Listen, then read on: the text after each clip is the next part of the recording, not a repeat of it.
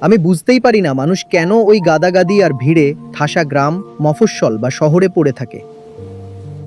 আপনি অন্য কোথাও চলে যান, হতে পারে কম রোজগার হবে, কিন্তু আপনার জীবন অনেক বেশি ঐশ্বর্যময় হয়ে উঠবে। তাই সঠিক জায়গায় থাকাটা অত্যন্ত জরুরি। জীবনের একটা মস্ত বড় ফ্যাক্টর হলো আপনি থাকছেন কোথায়। আপনি থাকছেনই এমন একটা দমবন্ধ জায়গায়। আর খারাপ জায়গা মানে পুরো শহরটাই খারাপ তা নয়, সেই শহরেরই কোনো এক ঘিঞ্জি ভিড়ে ঠাসা পাড়ায় আপনি পড়ে আছেন। তাহলে আপনার ভেতর কোনো মানসিক শান্তি আর কোনো আন্তরিক সমৃদ্ধি আসবে?